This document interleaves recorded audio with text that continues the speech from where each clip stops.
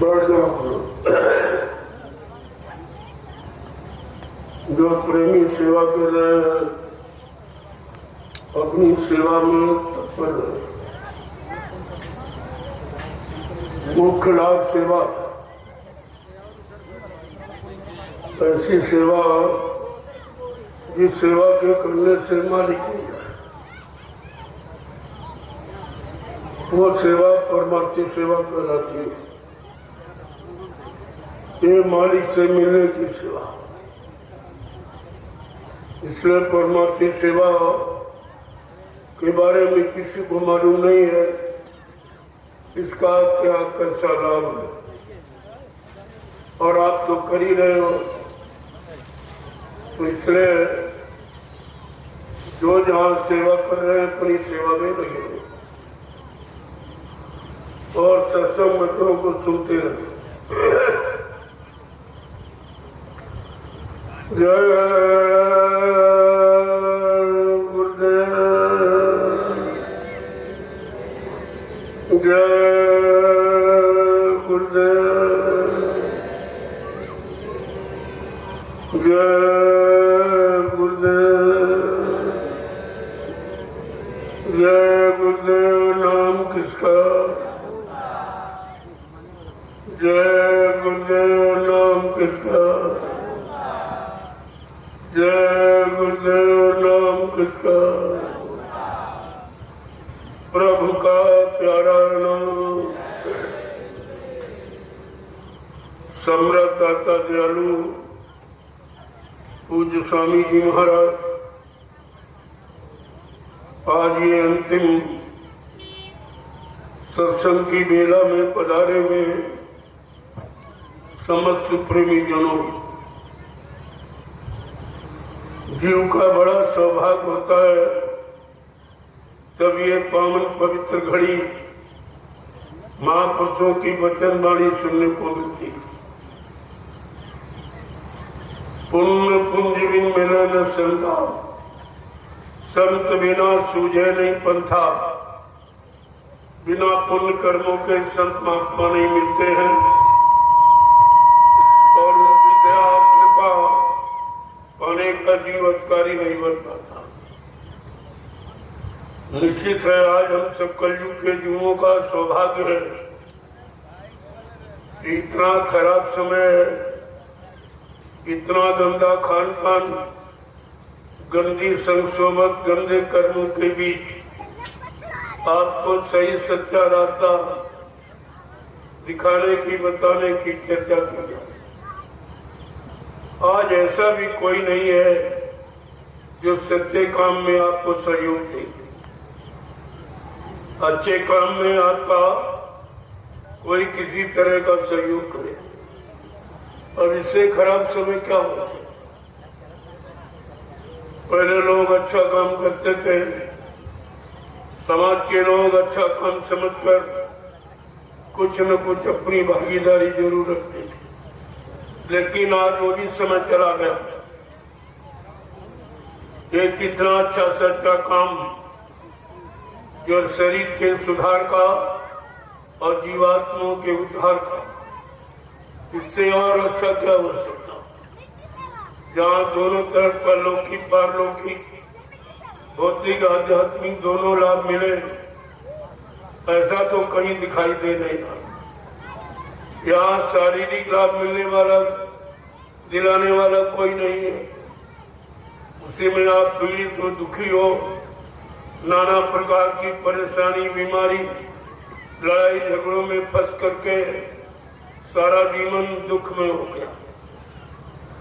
सुख कहीं दिखाई नहीं दे रहा। जिधर आप दृष्टि डालो दुखी दुख नजर आ रहा। फिर भी मालिक की दया जो एक सच्चे अच्छे काम की चर्चा आपके कान तक पहुंचाई जा रही है।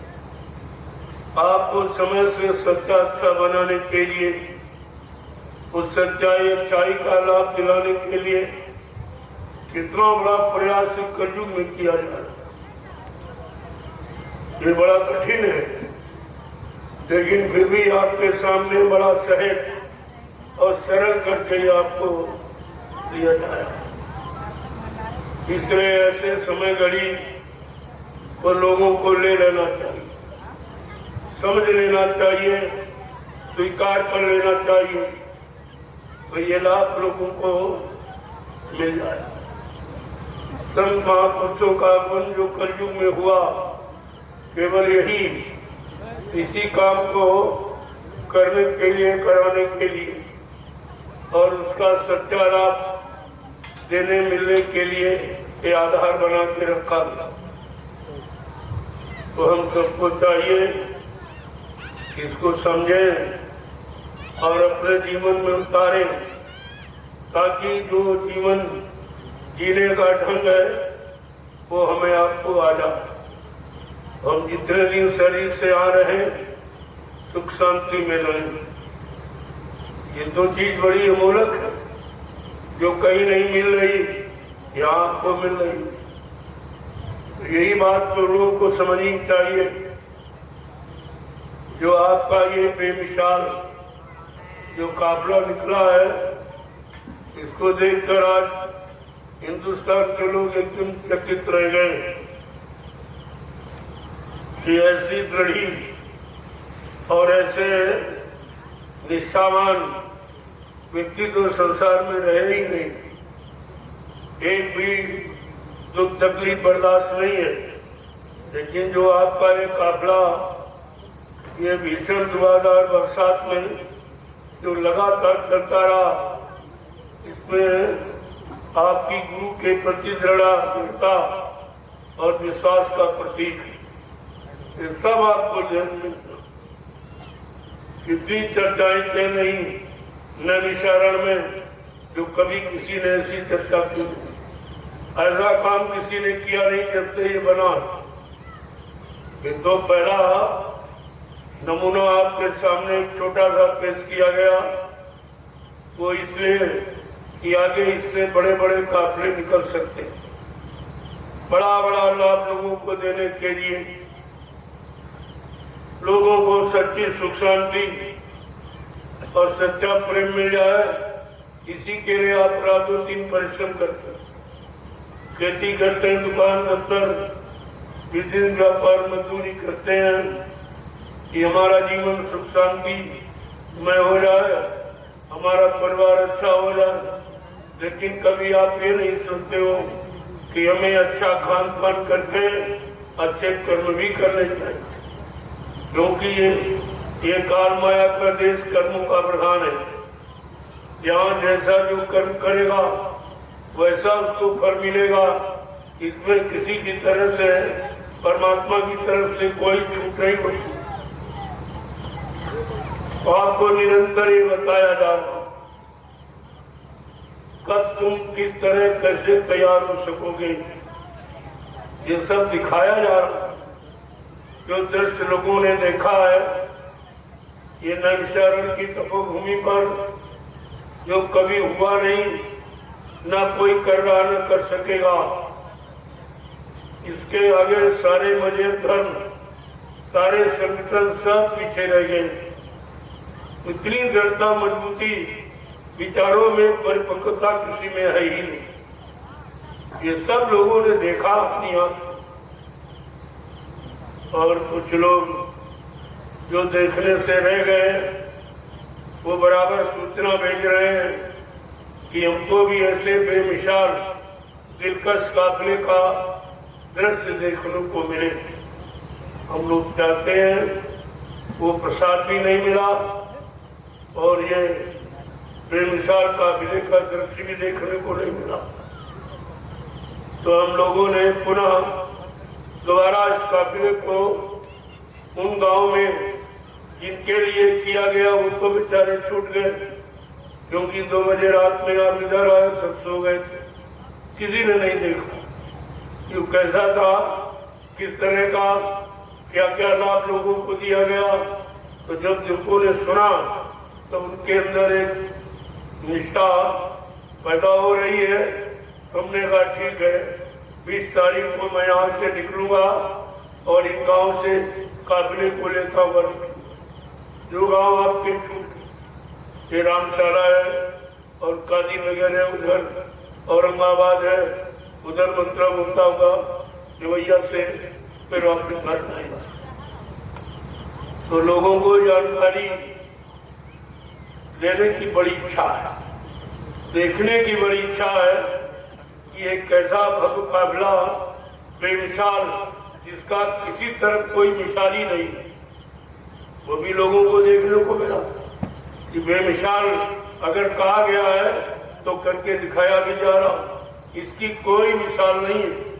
अभी तक हिंदुस्तान में इतने लोग आए, इतने लोगों ने सब यात्राएं रोज निकालते हैं, लेकिन इस तरह की ये मतलब यात्रा जो निस्वार्थ थी और किसी का कोई लोभ लालच इससे नहीं था, केवल आदेशानुसार आदेश का पालन करने के लिए।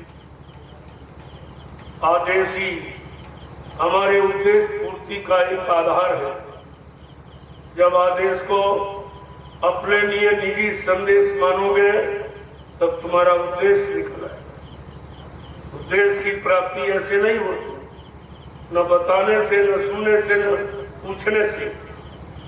जब किसी महापुरुष के संदेश को अपना निजी आदेश सब लोग मान लेंगे तो तुम्हारा उद्देश्य निकल आएगा। और वो भी आपको करके दिखाया गया जो कोई नहीं कर सका।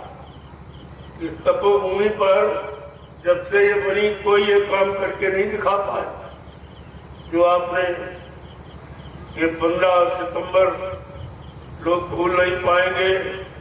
बेमिसाल ये दिन भी बेमिसाल, आपकी निष्ठा और श्रद्धा, गुरु के प्रति विश्वास, अनुशासन भी बेमिसाल है।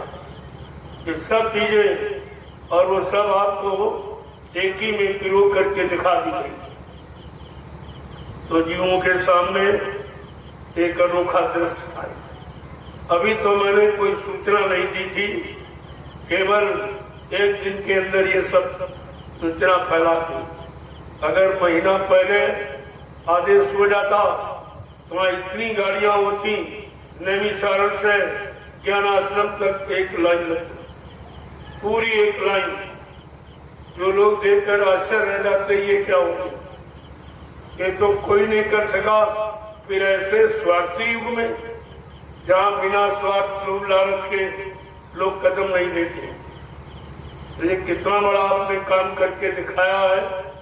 ये लोगों के लिए एक सीख है, एक शिक्षा है और सच्चे अच्छे काम की भूमिका का एक आधार है। इसलिए तुम ये मत सोचो तुम कोई काम नहीं कर सकते, लेकिन कराने वाला इतना महान कि उस समय से सब कराने को, सबको शक्ति, सामर्थ्य, दृढ़ता, मजबूती दे देगा और ये सब करके दिखा देगा। आपको भी विश्वास नहीं था क्या ऐसा काफिला इस तरह यानी माहौल वातावरण का होगा, कोई नहीं इसको जानता था। इसीलिए उसका नाम बेमिसाल, जिसकी कोई मिसाल ही नहीं, आज तक कोई चर्चा ही नहीं, कहीं किसी ने किया ही नहीं ऐसा ये मिसाल। किसका काफिला है? सत्यरता सतगुरु। जब इस पर लोग पढ़ेंगे तो बड़े बड़े बुद्धिमानों की बुद्धि फेल हो जाएगी। ये सत्यरता क्या? सत्यरता बेमिसाल, सतगुरु का बेमिसाल कितनी बड़ी थी। एक एक शब्द पर आप विचार करिए। जब लोग एक एक शब्द की व्याख्या करेंगे तो वो व्याख्या करने में असमर्थ हो जाएंगे, फेल हो जाएंगे, उनकी बुद्धि काम नहीं करेगी कि वो भौतिक बात के ज्ञानी है, अध्यात्म उनको कोई जानकारी नहीं। एक काफिला आपका आध्यात्मिक सारे सुखों से, सारी शंकाओं के निवारण से भरा हुआ। लोग देखकर आश्चर्यचकित रह गए और आप पूरे दिन भीगते रहे, लेकिन किसी को जुकाम तक नहीं हुआ। ये भी लोग समझ रहे कि बीमार हो जाएंगे, सारा दिन भीगते हो गया, चलते हो गया, तो ये कैसे मतलब यानी रह पाएंगे। तुमने कहा यही तो बेमिसाल है, बेमिसाल का मतलब अभी आप नहीं समझ पा रहे हो। जब देखोगे और सोचोगे और विचार करोगे तब तुम अपने आप में बेमिसाल हो जाओगे, अपने आप में बेमिसाल हो जाओगे। तो जो आपने 15 सितंबर उन पावन तिथि को आपने सार्थक किया, लोगों ने दिखाया जन्मोत्सव का मतलब क्या है कि हम सब मानव जीवों का जो जन्म मानव शरीर में हुआ है, इसका मुख्य उद्देश्य क्या है, इसका लक्ष्य, इसकी प्राप्ति के लिए ये सब जानकारी आपको होनी चाहिए। क्योंकि जन्म तो सबने लिया, लेकिन जन्म सार्थक किसका हुआ, जन्म लेने का मतलब किसने समझा है, वो जानकारी आपको दी। तो लोगों के आह्वान पर वे 5-6 गांव छूट गए थे, उनकी बराबर खबर आ रही है। औरंगाबाद जो मुस्लिम इलाका है, वहाँ के मुसलमान भाइयों ने अपनी बड़ी इच्छा व्यक्त की है कि हम भी देखें ये काफिला क्या है, ये कैसा है, कितने लोगों का। तो ये सब एक बार आपको पुनः ये मौका मिल गया। तो 20 तारीख को सब तैयार रहेंगे। साइकिल ज्यादा रहेगी। जिन प्रेमियों के पास साइकिल है वो अपनी अपनी साइकिल तैयार कर लेंगे और एक लाइन लगा देंगे औरंगाबाद तक। लोगों की समझ में आ जाएगा वो तो काफिला मोटरसाइकिलों का था, 4 व्हीलर का था, लेकिन ये पुनः जो निकला है ये साइकिल सवारों का, जो अपनी निजी शारीरिक मेहनत से इस काफिले में शामिल शरीक हो रहे और अपना परिश्रम करके दिखाएंगे कि हमारा सबका परम कर्तव्य क्या होना चाहिए। जय गुरुदेव। अब ये सब किस लिए हुआ हो रहा है, तो महापुरुषों ने इशारा करके कहा, जो सतयुग में अवतारी शक्तियां आई परिवर्तन के लिए, उनकी बात को जो न समझ पाए न मान पाए, अंततोगत्वा उनको पछताना ही पड़ा। और इतना पछताना पड़ा कि उसके लिए वो अपने आप को सुरक्षित रख रही, पश्चाताप से भी अपने आप को बचा नहीं पाए, सब मारे गए। त्रेता का इतिहास वो भी बता रहा है, उस समय के जो आए थे ऋषि मुनि, जिन्होंने जीवों के हित लाभ, शारीरिक लाभ देने के लिए उन्होंने जो तपस्या त्याग का आधार बनाया था, जब लोग उसको नहीं माने और जिससे सामाजिक पारिवारिक व्यवस्था ठीक होती है, ये गो विधि विधान जब यज्ञ नहीं करने देते थे, विध्वंस कर देते थे, तब उन्होंने आह्वान किया तो उस समय की शक्ति उनको लाभ देने के लिए आ गई। उसकी बात जब नहीं मानी, उन्होंने भी मार काट लिया, यानी क्षमा किसी को नहीं किया। जब द्वापर युग आया तो उस समय जो नाम समय का कृष्ण नाम जगाया गया, जब उस नाम से काम शुरू हुआ और लोग नहीं मानने को तैयार हुए, नहीं अपनाने करने को, तो उनको भी मजबूर होकर वही व्यवस्था अपनानी पड़ी, मारकाट। उन्होंने भी वही मारकाट दिया। लेकिन तीनों युगों का इतिहास पढ़कर ये जानकारी मिल रही है कि किसी ने रक्षा हिफाजत नहीं की, किसी ने माफ नहीं किया, सबके अंदर बदले की भावना रही। किसी ने ये किया है तो उनको हत्या और पाप दंड ये सब देने का अधिकार बना लिया, लेकिन बचाने का और सुरक्षा का कोई अधिकार नहीं। आज कलयुग में जो संत पधारे, उन्होंने तीनों युगों के इतिहास को बहुत पीछे कर दिया और कहा भी कि मैं कलयुग का इतिहास बनाने आया हूँ।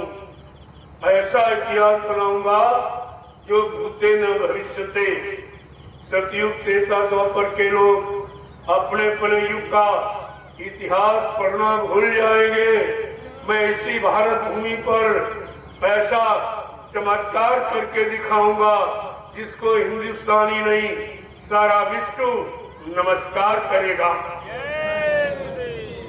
उसी का एक छोटा सा नमूना ये जो 15 सितंबर को आपको दिखाया गया, ये समय का इतना बड़ा चमत्कार है जिसको मजबूर होके लोगों ने नमस्कार करना प्रारंभ कर दिया और मांग की है कि एक बार ऐसे बेमिसाल काफिले का दृश्य हम भी देखना चाहते हैं। मैंने कहा मैं तो सबके लिए कर रहा हूँ, मेरा कोई निजी स्वार्थ नहीं, शासन अनुशासन की व्यवस्था को खराब करना नहीं है, कोई अनैतिक कार्य न करना न कराना है, न ऐसी कोई शिक्षा लोगों को देनी।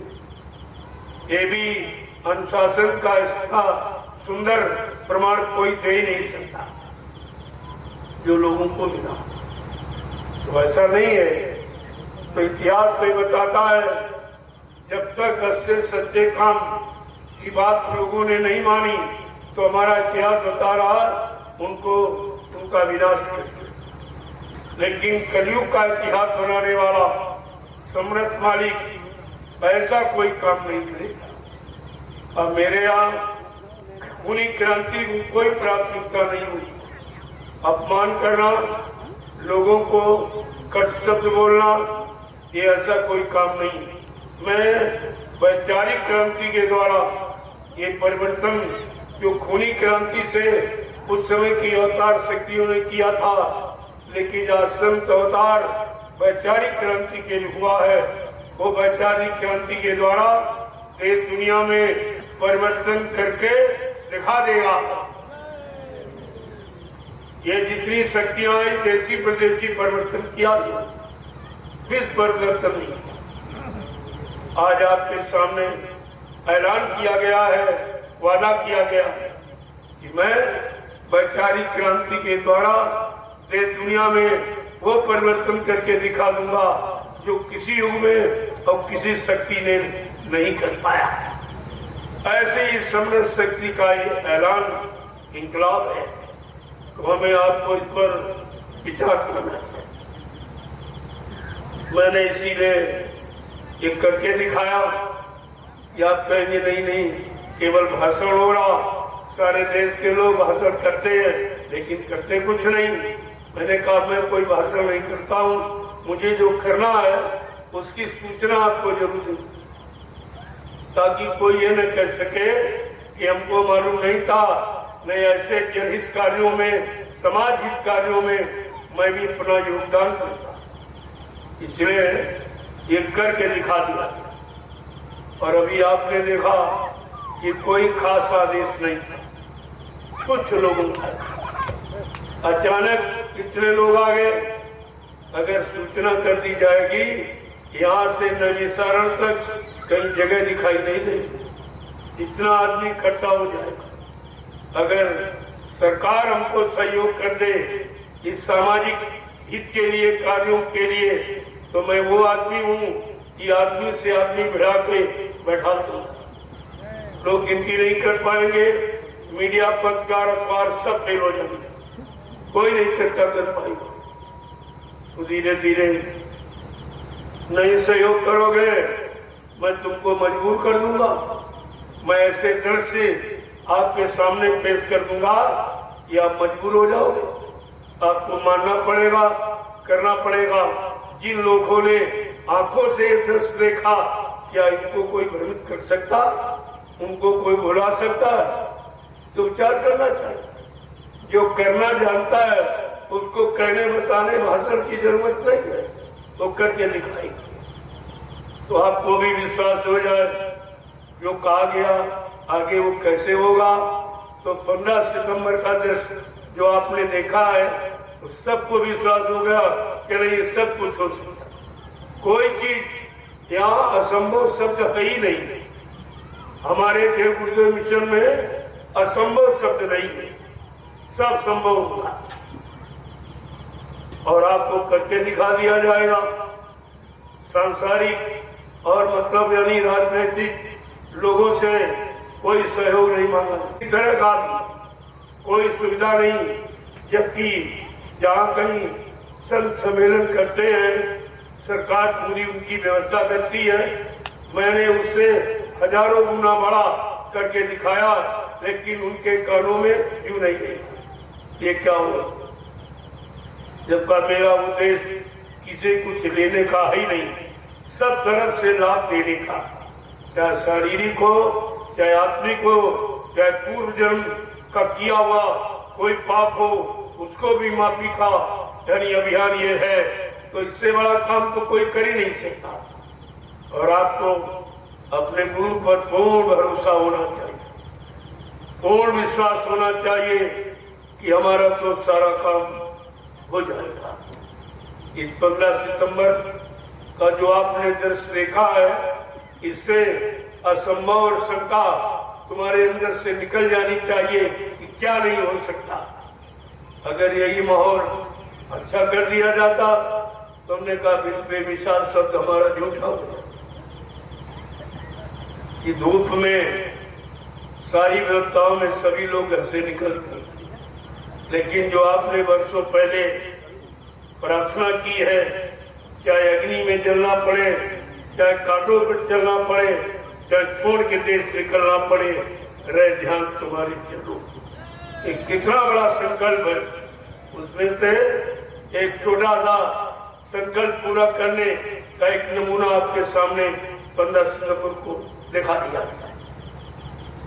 मैंने कहा ये किसी लोग नहीं बोलेंगे, महीने में तो 3 दिन होते, ये एक दिन कैसा इसमें जो हुआ है वो कभी पिछले भी दिनों में वर्षों में नहीं हुआ, जो मतलब इस पुण्य पावन तिथि पर आपको करके दिखा दिया। यही मानव जन्म का यही उत्सव, यही उत्सव है। सारे मानव जिन्होंने शरीर में जन्म लिया है, मानव शरीर में मौका मिला है जीवात्मा को आने का, सबका उद्धार हो जाए, सबका कल्याण हो जाए और सबका जन्म सार्थक हो जाए, इसी कहते हैं जन्मोत्सव। तो किसी एक के लिए नहीं, जो एक आया है अनेकों को जगाने के लिए, अनेकों का सुधार करने के लिए, अनेकों को यानी मतलब परमार्थी लाभ दिलाने के लिए। इन बातों को आपको समझना चाहिए और समझ क्यों नहीं पा रहे हो कि सब जितने सभी मनाने लगे। अब लोग यही नहीं समझ पा रहे कि जन्म उत्सव होता किसका। यहाँ तो सारे लोग मना रहे, सभी मतलब यानी उसी काम में लग गए, लेकिन जब तक तुम्हारा कर्म नहीं होगा, काम नहीं होगा, तब तक ये नाम तुम्हारा झूठा है। इसको मनाने से कोई काम नहीं कर सकता, क्योंकि तुम्हारा उद्देश्य, तुम्हारा लक्ष्य अध्यात्म की प्राप्ति का नहीं, संसार के भोगों की प्राप्ति का। तो प्रेमियों, सत्संग के एक वचन को याद करो जो 10 जुलाई 1952 से 2012 और इधर लीला के बाद ये 10 वर्ष पूरे हो गए मई के महीने से। इस तरह आपके 70 वर्ष निकल गए। 70 वर्ष से जीवन है कलयुग। इतने साल तो मुश्किल से इंसान जी पाता। एक जीवन आपने निकाल दिया और कुछ आपको नहीं मिला। मिलने वाली जगह जो मिलाने वाला महापुरुष वो भी मिला और सब कुछ हुआ, लेकिन तुमने अपना काम कुछ नहीं किया, कुछ नहीं कर पाए। सब भ्रमित, सब शंकातुर यानी रह गए, हो गए, लेकिन जो लाभ मिलना चाहिए उससे वंचित नहीं, क्योंकि आप उनके वचन वाणी को मानते हैं। इसलिए महापुरुषों ने कलयुग के संत महापुरुषों की याद दिलाते हुए कहा कि जैसे सतयुग त्रेता द्वापर में जो ऋषि मुनि, जो अवतारी शक्तियां आई, उनकी बात लोग नहीं समझ पाए, नहीं मान पाए, तो उनको अपनी जिंदगी से हाथ धोना पड़ा।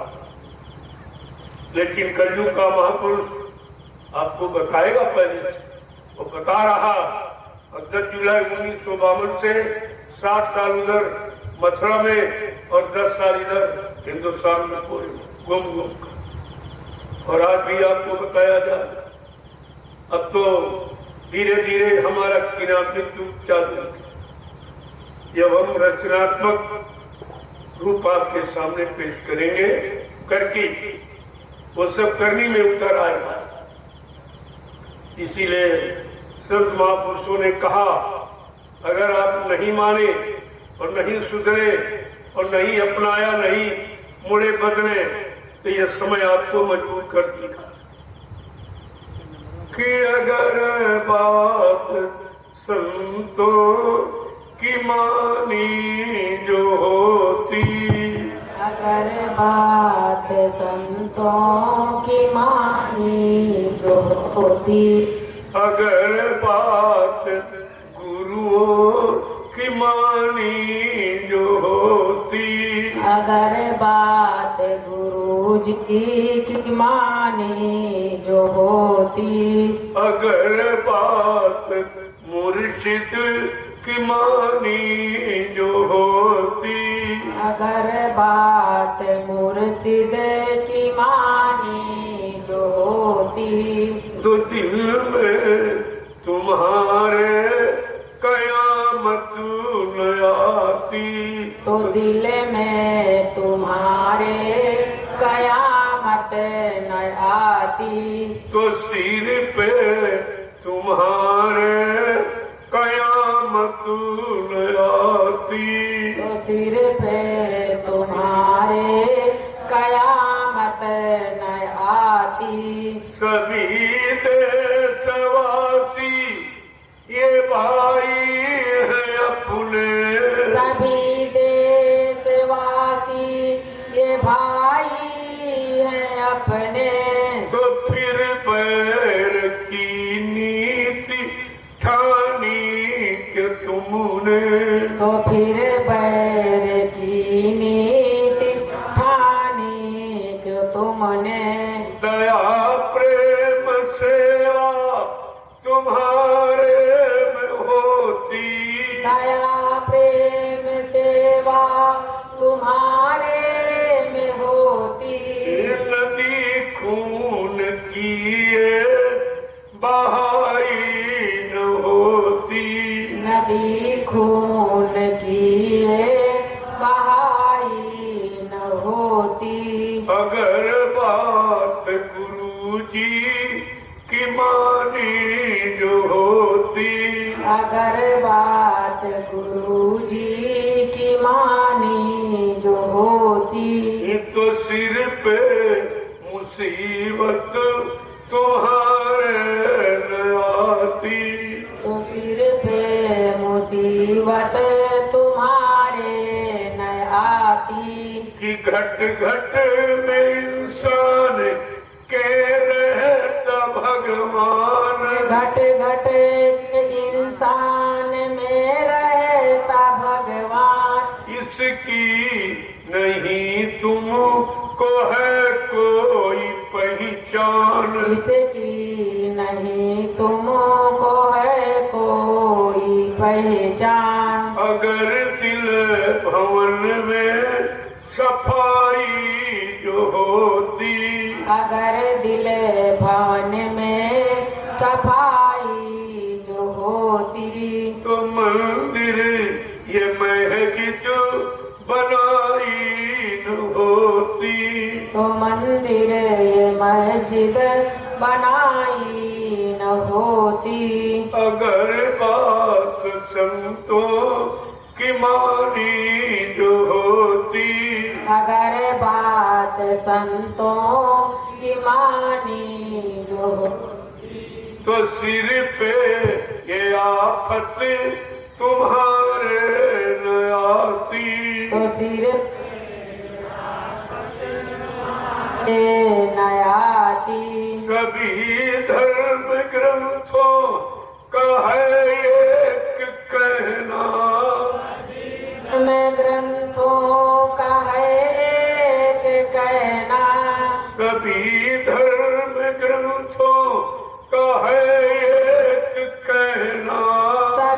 धर्म ग्रंथों का है एक बनो शाकाहारी सदाचारी रहना।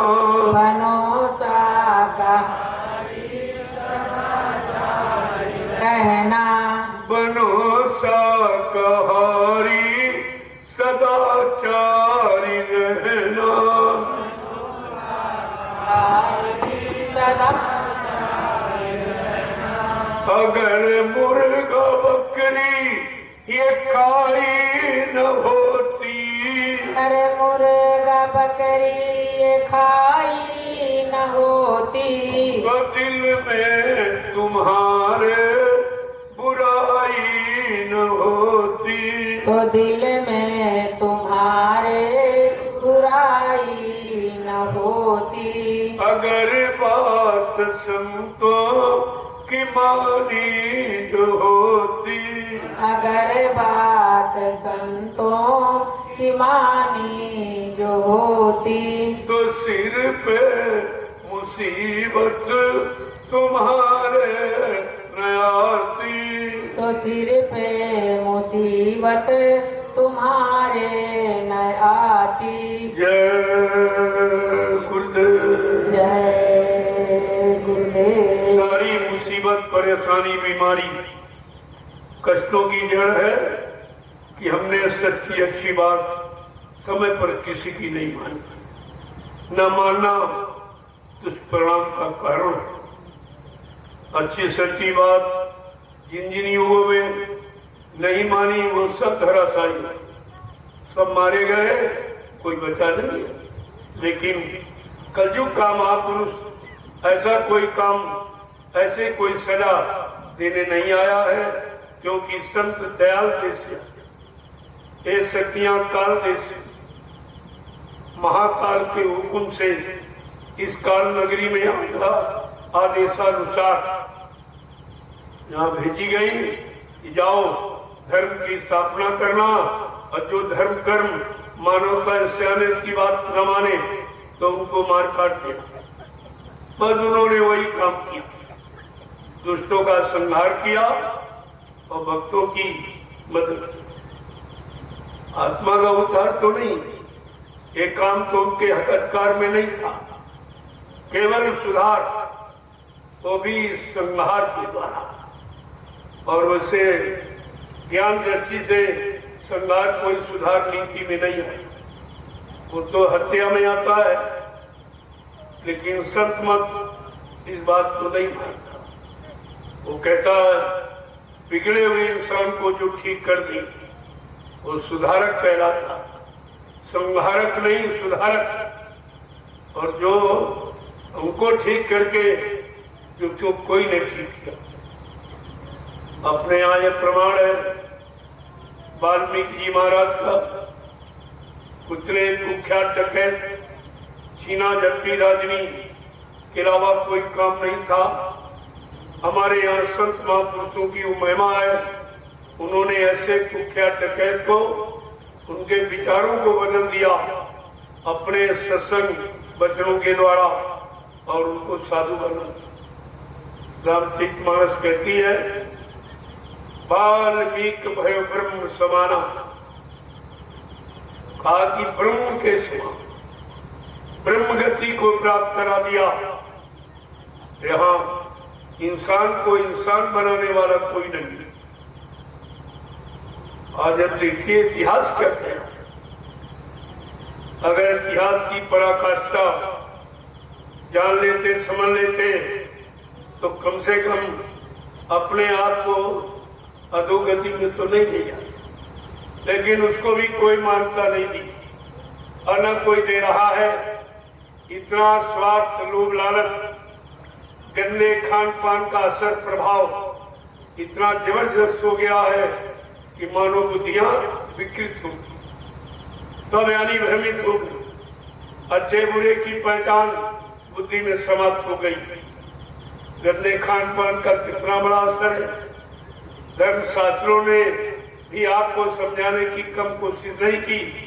कामर्थस् कुतो लज्जा निर्धनस्य कुतः क्रिया, सुरा पश्य कुता सोचम मांसाहारे कुतो दया। इतनी बड़ी बात है कि कामी पुरुष के अंदर माँ बहन बेटी की पहचान समाप्त हो जाती। इतना नशा काम का सवार हो जाता है कि वो अपने आप को बिल्कुल भूल जाता, समझ ही नहीं पाता। निर्धनस्य कुतः क्रिया, जब निर्धन हो जाओगे, गंदे खान पान में, गंदे कर्मों में फंसकर सारा धन बर्बाद हो जाएगा, तब आप कोई अच्छा काम कर ही नहीं सकते। सुरा पस कुता सोचम, सुरा माने शराब पीने वाला, कोई अच्छी सोच आपको नहीं दे सकता, अच्छे विचार नहीं दे सकता।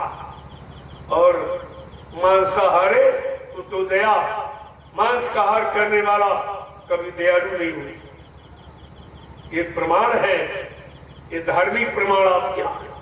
न तुमने उसको माना, न ये कलयुग के जो वास्तविक मानव धर्म कर्म की बात संत महापुरुष बताते, न तुम उसको मान पाते हो। तो फिर तुम्हारा जीवन कहाँ जाएगा, किधर जाएगा? कितनी बीमारियों में, महामारियों में, संकटों में, मुसीबतों में, लड़ाई झगड़ों में फंस जाएगा। फिर आपके जीवन से शांति और सुख विराम ले लीजिए, ये काम आपका नहीं होता है। इसलिए एक एक वचन को बड़ी सावधानी के साथ थोड़ा सुनो, उसको लागू करो। जब लागू कर लो तब आगे फिर बढ़ो। ऐसे नहीं कथा सुन रहे हो, कहा कि आगे पाठ पीछे सपाट, तो फायदा क्या हुआ? आगे सुनते जा रहे हो, पीछे भूलते जा रहे हो, आगे सुनते जा रहे हो, पीछे भूलते जा रहे हो। मैं वो समय अब तुम्हारे लिए खराब नहीं करूंगा। अब उतना बताऊंगा जितना तुम कर सकोगे, करा लिया जाएगा, तब आपको आगे बढ़ाया जाएगा। ऐसे तो सुनाने वाले ने अपने कितने वर्षों का समय आपके पीछे लगा दिया कि सुधर जाओ, अच्छे बन जाओ, नेक बन जाओ, भले बन जाओ, चरित्रवान बन जाओ, दयावान बन जाओ, विचारवान बन जाओ। लेकिन कुछ सब खत्म हो गया।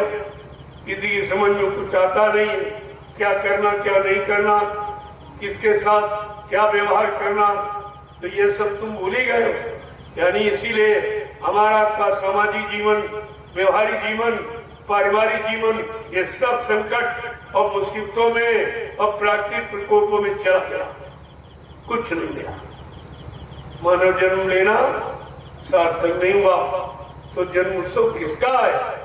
जो अपना जीवन धन्य कर रहे और सभी जीवों को धन्य बनाने में लगा दे, का वो उसका जन्म सार्थक हो। जय गुरुदेव। आज सत्संग का ये 3 दिन है। कुछ विशिष्ट लोग आगे आ रहे थे, उनके मिलने में मैं देर से आता, लेकिन मैंने कहा था कल आपसे कि मंच पर आऊंगा, कल का आखिरी सत्संग। तो अंतिम शब्दों में मैं प्रार्थना के रूप में एक बार फिर आपसे प्रार्थना करूंगा कि आप लोग शाकाहारी हो जाओ। नहीं, आगे का समय बहुत खराब है, तुम झेल नहीं पाओगे, तुम समझ नहीं पाओगे, तुम्हारी बर्दाश्त क्षमता समाप्त हो जाएगी। इतना वो खराब समय, वो भी आपके द्वारा किए हुए कर्मों के आधार। यहाँ बगैर किए का कुछ नहीं मिलता। चाहे तुम भूल जाओ, लेकिन जो जिसके देश में कर रहे हो उसको तो पूरी जानकारी है ही, वो सब जानता है, वही कराता है और वही अपने रात का विस्तार और लंबे समय तक रात को चलाने के लिए तमाम तरह के कर्मों में आपको बांध देता है। लेकिन जो निकालने आया हो सारे कर्मों की अदायगी करा देगा और आपको निकाल कर तुम्हारे घर पहुंचा देगा। इतनी बड़ी शक्ति सामर्थ्य लेकर इस भूमंडल तक पर आज तक कोई नहीं है। इसलिए वो अनामी महाप्रभु है, वो स्वतः आए हैं, किसी के द्वारा भेजे हुए नहीं, जो यहाँ उनको यहाँ से भेज देगा। जिस काम के लिए आए हैं वो काम करके ही जाएंगे। हाँ, ये है संघर्ष, यातना मुसीबतों से कभी डरते नहीं। और आपको भी कहा है, चले तूफान या आंधी उन्हीं से होड़ लेना है, जलाकर धर्म का दीपक जगत को ज्योति देना है। ये जो आपने दृश्य दिखाया है ये इसी से मिलता जुलता। आंधी थी, बरसात भीषण, बहुत ठंडक थी, लोग मतलब यानी घरों से निकलकर काफिले को नहीं देख पाए, इतनी परेशानी। और ये नहीं समझ पाए कि हम घरों में अपने आप को परेशानी में समझ रहे और ये सड़कों पर चल रहे, ये इनके अंदर कैसे भाव, क्या विचार है, कितनी दृढ़ता, मजबूती, कितना अपने मालिक पर विश्वास अटूट, जो किसी से नहीं डरती। प्रेमियों, यही अभयदान जीव को दिया जाता है, ये अभयदान है और समय पर आपके अंदर निर्भय पैदा कर देगा। और आपने निर्भय का काम करके दिखा दिया है, लेकिन आप समझ नहीं पाए कि हमको निर्भय दान मिला, अभयदान मिला कि नहीं। क्योंकि अगर बता दिया जाए तो तुमको अहंकार आ जाए, क्योंकि कलयुग का जीव कमजोर है। अच्छाई, सच्चाई, मान अपमान वो बर्दाश्त नहीं। मान दे दिया जाए तो अहंकार आ जाता है, अपमान कर दिया जाए तो क्रोध आ जाता है। किसी स्थिति में ये समझने रुकने वाला नहीं है। इसीलिए कहा बिना दया की, जहाँ पर दया भई सतगुरु की, वही हुए निहाल और बाकी फंसे काल की जान। जिन पर वक्त मूर्छित समय के सतगुरु की अपार दया कृपा हो गई, इस काल माया के देश में अपने आप को वही बचा पाया, काम से, क्रोध से, लोभ से, मोह से, अहंकार से। और जो बच गया उसका काल माया कुछ नहीं कर सकता, कुछ भी नहीं। एक तिल भर तुम्हारा नुकसान नहीं कर सकता, इतनी क्षमता उसमें नहीं है। अगर आपने अपने आप को सतगुरु के हवाले कर दिया, बिल्कुल आत्मयानी मतलब सर्वांग समर्पण कर दिया, तो बात है। धीरे धीरे जब समझने लगोगे तो यही समझदारी आपका विकास कर देगी और विनाश की स्थिति को विकास में और सुरक्षात्मक स्थिति में बदल देगी। जय गुरुदेव। अब आप एक काम करिए, इससे बचने का एक सरल उपाय हो कि समय समय की मार और अपने अपराधे बुरे कर्मों की सजा की माफी हमको कैसे मिलेगी। गोस्वामी जी महाराज गृहस्थ थे, उन्होंने रामचरितमानस को लिखा है हम सब गृहस्थ में रहने वाले जीवों को वो हताश निराश न हो, उनके लिए कहा है कि ऐसे बिन हरि भजन कगेसा अमिटी है न जीवन इक्के कलेसा। कि मानव जीवन में आने वाले जितने क्लेश, कष्ट, मुसीबत, ये भगवान के भजन से, ये पूजा पूजा से नहीं, भजन से। कितना साफ साफ उत्तरकांड में लिख दिया कलयुग के जीवों के लिए। तुम्हारी परेशानी, तुम्हारी बीमारी, तुम्हारे कष्ट, मुसीबत और दुर्घटना, अकाल मौत ये कैसे टलेगी, तुम कैसे बचोगे। तो कहते प्रभु की वजह, जो समय का जगाया उस मालिक का नाम प्रभु नाम, उसके स्मरण से मात्र से ये तुम्हारे सारे कष्टों का निवारण हो जाए। कितना साफ साफ, कोई शंका नहीं, कोई संदेह नहीं, कोई भूल भ्रम नहीं, कोई पर्दा नहीं डाला, एकदम खुले शब्दों में कह दिया भजन खगेसा मिट्टी है ना जीवन के कलेसा। जिंदगी में आने वाले जितने भी कष्ट, सारे कष्टों का निवारण का प्रभु भजन से होगा। और आपको इसीलिए सर्वप्रथम भजन का रहा था। भजन माने भजना और मिलना। ये जीवात्मा जो बिछुड़ गई ये कैसे मिलेगी, ये मतलब विच्छेद संधि में कैसे परिवर्तित होगा वो सब जानकारी आपको। तो अब आपको करना क्या है कि प्रभु का भजन सब करो धीरे धीरे। प्रभु का भजन सब करो धीरे धीरे। मिले शांति मन को तभी धीरे धीरे। मिले शांति मन तभी धीरे धीरे। कि मानो जन्म ये अमोलक मिला है। मानो जन्म ये अमोलक मिला है। कि मानो जन्म ये अमोलक मिला है। मानो जन्म ये अमोलक मिला है। इतना मूल्य कोई कीमत नहीं। संसार की सारी वस्तुएं, सारा धन, ये सब अगर आप न्यौछावर कर दो, इस मानव शरीर की कीमत कोई अदा नहीं कर सकता। कितनी बड़ी चीज है, लेकिन हमने आपने इसको व्यस्त कि मानो जन्म ये अमोलक मिला है। मानो जन्म ये अमोलक मिला है। व्यर्थ में खो रहे हो इसे धीरे धीरे। व्यर्थ में खो रहे हो इसे धीरे धीरे। प्रभु का भजन सब करो धीरे धीरे। प्रभु का भजन सब करो धीरे धीरे। मिले शांति मन को तभी धीरे धीरे। मिले शांति मन को तभी धीरे धीरे।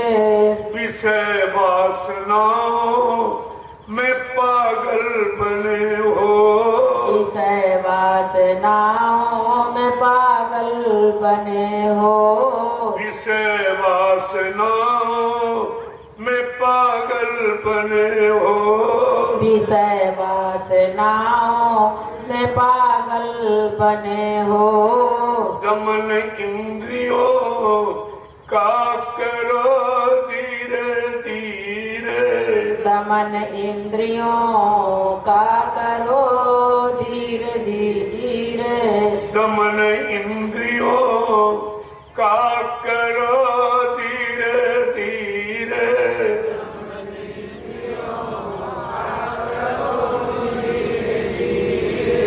मिले शांति मन को तभी धीरे धीरे। मिले शांति मन को तभी धीरे धीरे। कि सत्संग सरिता का जल निर्मल। सत्संग सरिता का जल निर्मल। सत्संग सरिता का जल निर्मल। सत्संग सरिता का जल निर्मल। धुलेगी करम गंदगी धीरे धीरे। धुलेगी करम गंदगी धीरे धीरे। धुलेगी करम गंदगी धीरे धीरे। धुलेगी करम गंदगी धीरे धीरे। मिले शांति मन को तभी धीरे धीरे। मिले शांति मन को तभी धीरे धीरे। कि माता पिता सुत ये दारा बिरादर। माता पिता सुत ये दारा बिरादर। माता पिता सुत ये दारा बिरादर। माता पिता सुत ये दारा बिरादर। सबों से किनारे राग करो धीरे धीरे, सबों से किनारा करो धीरे धीरे, सबों से किनारा करो धीरे धीरे, सबों से किनारा करो धीरे धीरे, मिले शांति मन को तभी धीरे धीरे, मिले शांति मन को तभी धीरे धीरे, प्रभु का भजन सब करो धीरे धीरे, प्रभु का भजन सब करो धीरे धीरे। जय गुरुदेव। जय गुरुदेव। प्रेमियों लोग प्रश्न करते हैं कि मन को शांति कैसे, तुमने जहाँ जहाँ शांति में इसको लगाया या शांति आपने चाहिए वहाँ तो आपको मिली, न धन में, न सोने चांदी में, न मकान दुकान जमीन में, न पद पत्नी बाल बच्चों, यहाँ तो शांति रहती ही नहीं। ये तो काल का दिया हुआ सामान है भटकाने भरमाने के लिए। ये जानकारी तो किसी को देने का अधिकार भी नहीं था। सब काल के गुलाम, जितनी शक्तियां, जितने जो भी आए सब काल की हजूरी करते, काल की गुलामी करते रहे और काल खुश होकर उनको राजपाट, धन दौलत, मान सम्मान, पद और अधिकार और पद पत्नी बाल बच्चों इसी में फंसा दिया। सब इसी में जीवन समाप्त करके कितने चले गए, कितने जा रहे और आगे कितने चले जाएंगे, लेकिन मानव जीवन की सार्थकता आप नहीं समझ। जबकि संत महापुरुषों ने कलयुग में कितना बड़ा अधिकार दिया, अगर बेटी भक्त हो जाए तो 16 कुल उतार देगी, इतना बड़ा अधिकार भक्ति का, और अगर पुत्र भक्त हो जाए तो 8 कुल उतार। लेकिन ये कोई चाहता ही नहीं, कोई माँ नहीं चाहती मेरी बेटी मीरा बन जाए, सजोबाई बन जाए, कोई नहीं चाहता। कोई पुरुष ये नहीं चाहता कि मेरा बेटा भक्त बन जाए, संत बन जाए, साधु बन जाए, त्यागी बन जाए, कोई नहीं चाहता। तो फिर ये लोग आए क्यों पास?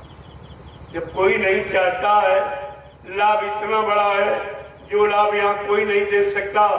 आज यानी 16 कुल तारने का अधिकार बेटी, लेकिन बेटी भक्त तो उसकी भक्ति में और भक्त बनने में सहयोग करना चाहिए। लेकिन गोस्वामी महाराज क्या लिखते हैं, बड़े साफ शब्दों में कहा कि वेद शास्त्र देखन नहीं देही, उधर भरे सो नीत सिखाई। माँ बाप क्या करते हैं, पेट कैसे भरेगा, दुकान करो, नौकरी करो, ये करो वो करो। तुम कितनी नौकरी, कितनी गुलामी करते करते कितना समय निकल गया। जिन्होंने गुलामी की वो भी खाली चले गए, जिन्होंने धन इकट्ठा किया वो भी छोड़ के चले गए, जिन्होंने मकान दुकान चलाई और जमीन बनाई वो भी छोड़ के चले गए। तो फिर साथ क्या जाएगा? सब कुछ छूट जाएगा, सब कुछ चला जाएगा, तुम्हारे काम नहीं आएगा। फिर तुमको विचार करना चाहिए कि हमारे साथ जाएगा। चलो आप नहीं कर सकते हो, अगर कोई करने के लिए तैयार है तो आपको उसका सहयोग करना, ताकि उससे तुम्हारा सहयोग देने वाले को भी उससे लाभ मिलता है। ऐसा नहीं है, लेकिन ये कोई चाहता ही नहीं, कोई नहीं। गोस्वामी महाराज ने क्या कहा, पुत्रवती युवती जग सोई, प्रभुवर भगत जास सोई। उस माता का बेटा बेटी को जन्म देना सार्थक, जिसके बेटा बेटी प्रभु के भक्त हो जाए। तो क्या होगा, सारा पारिवारिक जीवन खुशहाल। ये खुशहाली नहीं भौतिक बात, वो अध्यात्म जो कोई न छीन सकता, न कोई चुरा सकता, न कोई बंटवारा करा सकता। वो इतनी बड़ी अमोलक दौलत अध्यात्म और ये सहज में दी जाए। चलो तुम नहीं कर सकते हो, समय नहीं दे सकते हो, अगर कोई देने को तैयार है तो आपको उसका सहयोग करना चाहिए ताकि सबको लाभ। अगर एक जीव अध्यात्म में लग गया पूरे परिवार को लाभ देता, लेकिन आप इस बात को मानने को तैयार ही नहीं, तुम्हारी ये समझ में नहीं आता। इसलिए सहयोग की भावना, अच्छे काम करने वाले को, सच्चे काम में लगने वाले को, सच्ची परमार्थी सेवा में लगे और ये धन कमाए जिससे सारे परिवार का उद्धार कल्याण हो जाए। इससे बड़ा संसार में कोई लाभ नहीं। लेकिन आपके अंदर ये भावना ही नहीं बनती। जब तुम अपने बेटे को अच्छा नहीं बना सकते हो, परमात्मा नहीं लगा सकते हो, तो तुम दूसरे को क्या शिक्षा दोगे? क्या तुम्हारी लोग बात मानेंगे? कह देंगे पहले अपने बच्चों का अध्यात्म बनाइए, अपने बच्चों को भजन में लगाइए, अपने बच्चों को परमार्थी सेवा में लगाकर अगर इतना बड़ा लाभ तो आप ले लीजिए। उस समय आप जवाब क्या दो? तुम्हारे पास कोई जवाब। इसलिए करने और कहने बताने में बहुत अंतर है। पहली बात तो कोई करने वाला नहीं, क्योंकि यहाँ आश्रम में मान लीजिए कोई सुख तो नहीं है, कोई सुविधाएं नहीं है, मिट्टी ढोना और मिट्टी में सोना, इससे बड़ी तपस्या को क्या यह तपस्वी जीवन नहीं है?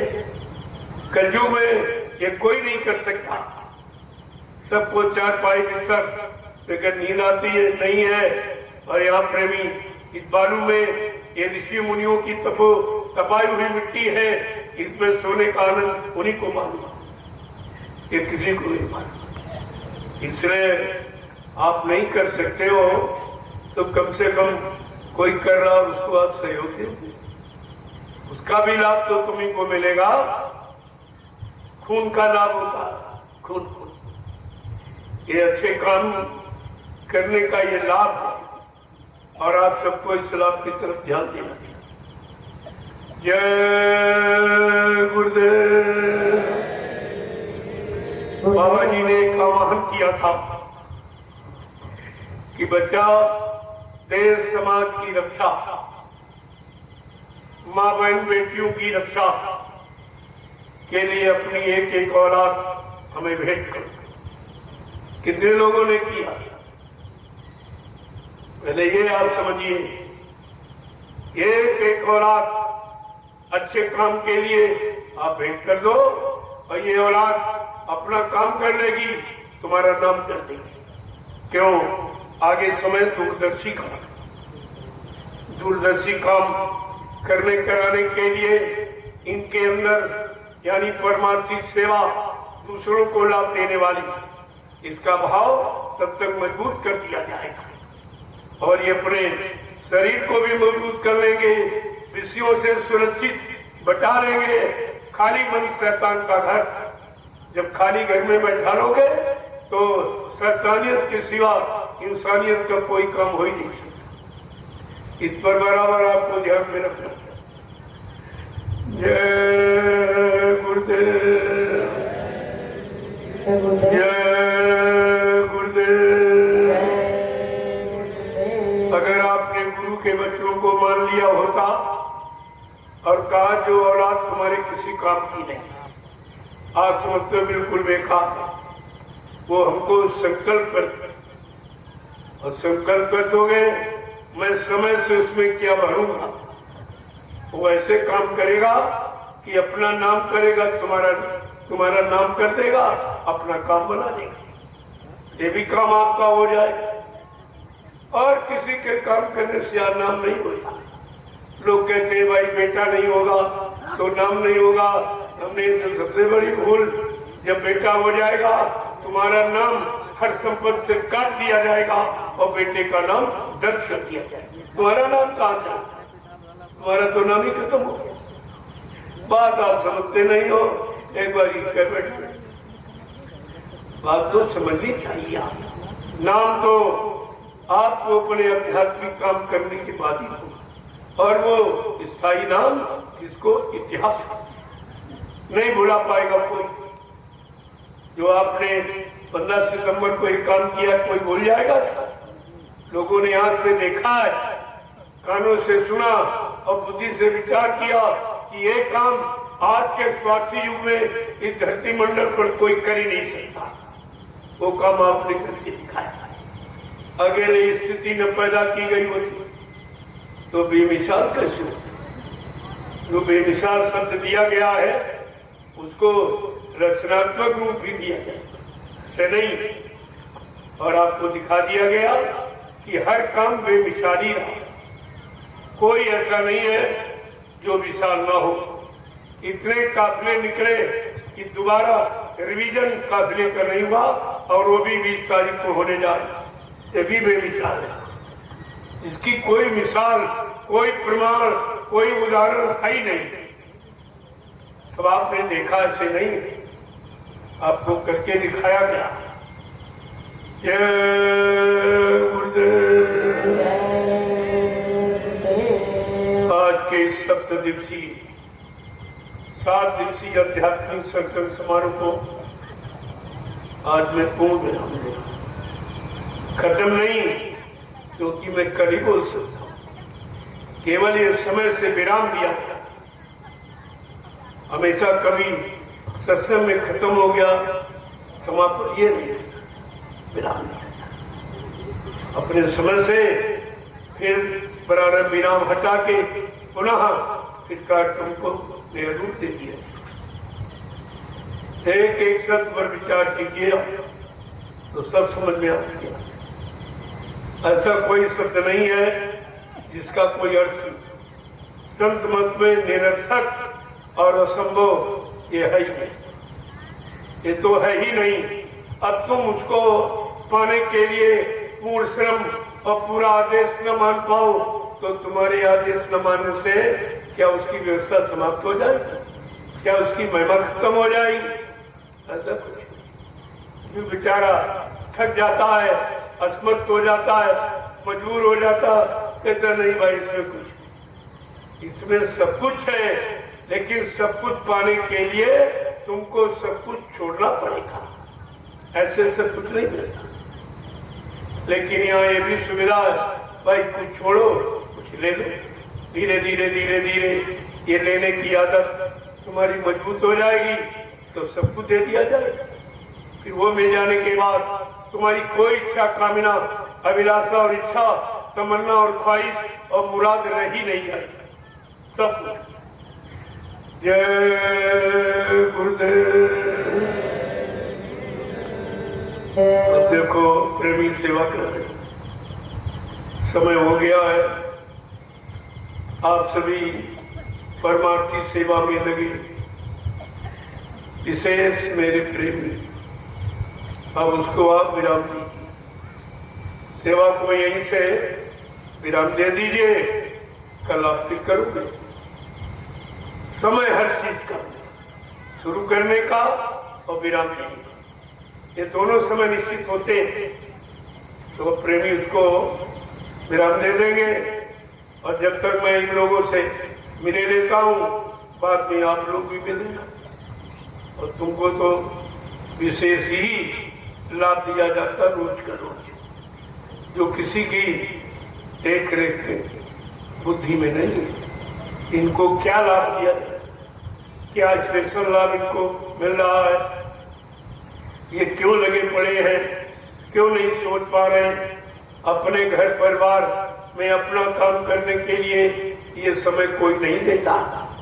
आप इसको भी देख लीजिए, ये भी बेमिसाल है। यहाँ जो भी होगा सब बेमिसाल और असंभव को संभव बनाने वाला। जय गुरुदेव। जय गुरुदेव। तो ये पुनः दोबारा ये काफिला बेमिसाल, इन गांव में प्रेमियों को उसका लाभ नहीं मिला, हमने उनका दर्शन नहीं किया, उनको समय का प्रसाद तमाम परेशानियों से बचाने वाला नहीं वितरण कर पाए, तो उनके आह्वान पर ये निर्णय लिया गया है कि 20 तारीख को सुबह 10 बजे एक काफिला यहाँ से रवाना होगा इन गांव से होता हुआ, और ये पूरा चक्कर लगाकर जो गांव छूट गए हैं उनको भी आध्यात्मिक परमार्थी लाभ देता हुआ ये ज्ञान आश्रम में अपना विराम विश्राम करेगा। उस दिन सभी भंडारों को ये सेवा का अवसर मिला है कि आप पक्का भोजन बनाएंगे, और कुछ अगर बना सकते हो यथाशक्ति तो आप वो भी कर सकते हो। ये सब लाभ तुम्हारे खाते में रहेगा, यहाँ कोई नुकसान होने वाला नहीं है, और होने वाले नुकसान से बचा लिया जाएगा। हो सकता तुम्हारा समय पूरा हो रहा हो, तुम्हारा कोई भारी नुकसान यानी मतलब जनहानि धनहानि होने वाली हो, उसको थोड़ा सा खर्च करा के और रोक दिया। कोई दुर्घटना होने वाली हो इसलिए आपको 2 दिन के लिए रोक दिया गया कि आपका समय खराब, उस खराब से समय से बचने के लिए आप एक परमार्थी काम भी कर लेंगे और लोगों को अपना दर्शन देंगे, उनका दर्शन करेंगे। ये लाभ आपके खाते में अतिरिक्त हो जाएगा, पता नहीं ये जीवन कब समाप्त हो जाएगा। इसलिए समय रहते हमें अपना सब काम बना लेना, आखिरकार चलना तो है ही। यहाँ ये मुसाफिर खाना है, कोई यहाँ अपनी इच्छा अनुसार लंबे समय तक रह नहीं सकता, समय निर्धारित सब। जय गुरुदेव। अब आप लोग खड़े हो जाइए, खड़े हो जाओ प्रभु। देखो आपसे रोज कहा जाता खड़े तो रोज ही होते, बैठते भी रोज हो, और कहीं पत्थर में कहीं मंदिर में जहाँ कोई नहीं वहाँ झुकते भी। तो तुम्हारा झुकना जब कोई है नहीं देखने वाला तो स्वीकार कौन करेगा? ये झुकने का पारितोषिक इनाम कौन देगा? ये सब विचार करना चाहिए। तो अब अच्छे सच्चे काम के लिए आपको चलने के लिए कोई ना कोई स्थिति बना दी जाएगी। अभी आप 15 तारीख को चले हैं और 20 को फिर एक मौका आपको मिला।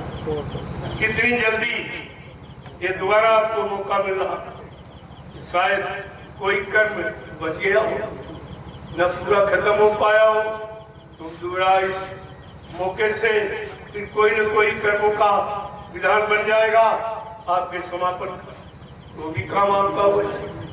ये सब विचार करना चाहिए।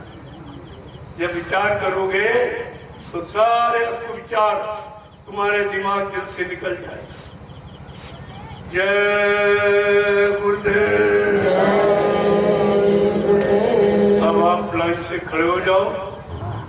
आज अंतिम कार्यक्रम के रूपरेखा में आपका दर्शन कर लूं, आपको प्रणाम कर लूं, क्योंकि आप दिन भर परमार्थी सेवा करते हैं। परमार्थी सेवा करने वाले का दर्शन सबसे बड़ा दर्शन, इससे बड़ा कोई दर्शन नहीं। और तुम जहाँ जहाँ गए हो तीर्थ मुहूर्त में, वहाँ तो किसी ने कुछ किया ही नहीं, ना अपने लिए कर सकता न तुम्हारे लिए कर सकता। फिर वहाँ पर प्रणाम और झुकना ये कौन सा सार्थक है तुम्हें? ये भी भूल भ्रम है, अज्ञानता। जय गुरुदेव। जय गुरुदेव। जय गुरुदेव। जय गुरुदेव। नाम किसका? जय गुरुदेव। नाम किसका? जय गुरुदेव। नाम किसका? प्रभु का प्यारा नाम। जोर से बोले, सब मिल बोले, बोलना होगा। अभी से बोले, दुख दर्द हरेंगे, सब कष्ट मिटेंगे, सुख शांति भी देंगे, सबके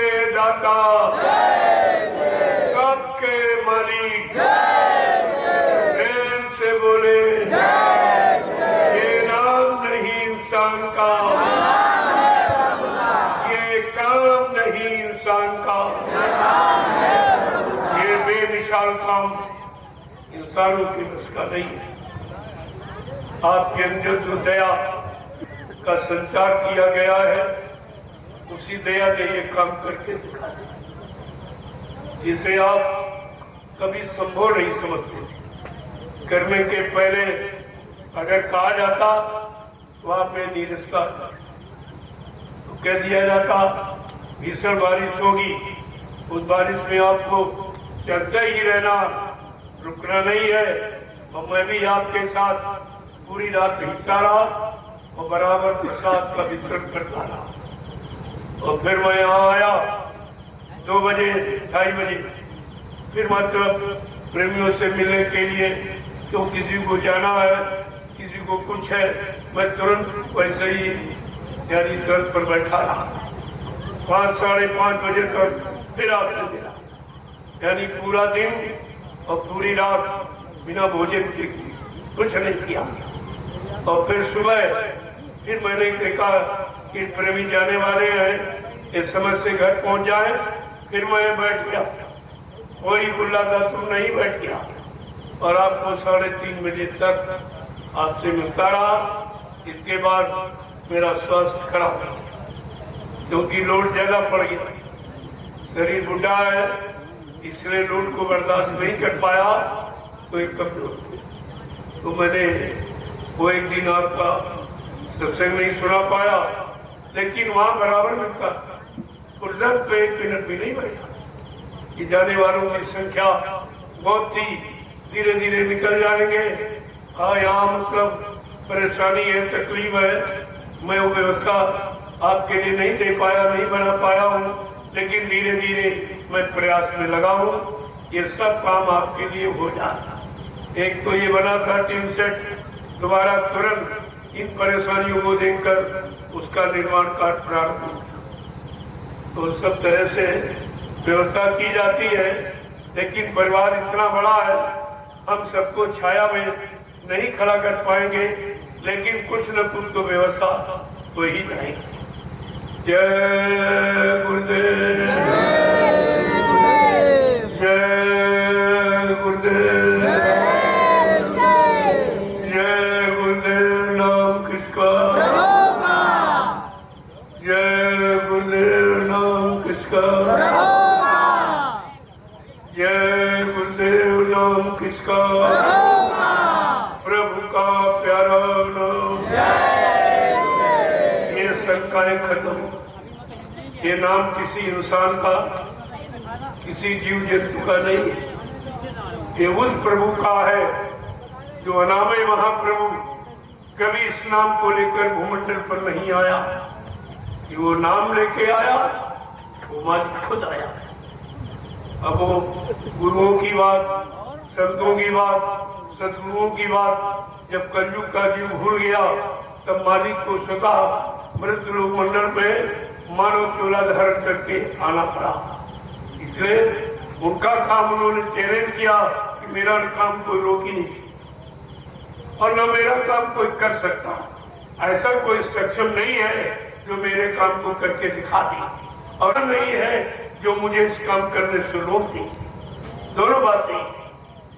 इसी पर आपको निर्णय लेना चाहिए कि मेरा मालिक समय का कितना महान, कितना शक्तिमान है, जो चैलेंज कर रहा है, प्रकृति को भी चैलेंज दे रहा है कि मेरे इस काम को कोई नहीं रोक सकता। कोई भी, चाहे ईश्वर हो, चाहे ब्रह्म हो, चाहे पार ब्रह्म हो, महाकाल, ये मेरे काम को यहाँ कोई रोक नहीं सकता है। ये काम जीवात्माओं के उद्धार का है और समाज के सुधार का है। जय गुरुदेव। अब आपका दर्शन करो। आपने परिश्रम किया, मैं तो कोई मेहनत करता नहीं, आपके दर्शन से ही हमारा भी काम हो रहा। तो आप कितने महान हैं, ऐसे इतने बड़े सार्थक कार्य को आप कर रहे हैं, ये छोटी बात नहीं है। और करते रहेंगे इसी तरह, धीरे धीरे आप कर्ता बन जाएगा। सब कुछ करने की क्षमता तुम्हारे लिए आती, लेकिन लगे रहो, इधर उधर मन को मत दौड़ा, निशाना पक्का रखो, तो फिर तुम्हारे निशाने के आगे कोई दूसरा आ ही नहीं सकता, लेकिन तुमको अपने निशाने में दृढ़ता, मजबूती, एकाग्रता और स्थिर प्रज्ञता होनी चाहिए। जय गुरुदेव। जो प्रेमी मिट्टी की सेवा कर रहे, अब आप भी सेवा को बंद कर दो, क्योंकि समय काफी हो गया। आप सुबह से मेहनत कर रहे, इसलिए मैं आपकी सेवा को देखकर आपको प्रणाम करके धन्य हो जाऊंगा और आपको प्रसाद दे दूंगा। जय गुरुदेव। ये दृढ़ता की भक्ति, अनुशासन की भक्ति, प्रेम की भक्ति, आदेश पालन की भक्ति सबसे महान है, क्योंकि तुम्हारी भक्ति में तुम्हारा कोई स्वार्थ नहीं। आज तक इसने जिन युगों में भक्ति की कोई न कोई अपना स्वार्थ लोभ लालच रखा, लेकिन आप जो ये भक्ति करें, गुरु भक्ति, इसमें आपका कोई स्वार्थ नहीं। पूछा जाए, कहते हमको तो आदेश मिला है, मैं आदेश का पालन कर रहा हूं। कोई लाभ, कोई किसी तरह की कामना, कुछ भी नहीं। लेकिन ये निरर्थक थोड़ी जाएगी। हाँ, जो लाभ कोई नहीं दे सका वो लाभ आपको मिलेगा, इसलिए इस लाभ को बताया नहीं जा सकता। मैं आपको अहंकार आ जाएगा, और जब आया अहंकार किया करे सब बेकार, तो ऐसा बुरा रोग है कि जिसके लग जाए उसी को बेकार कर देगा। जय गुरुदेव।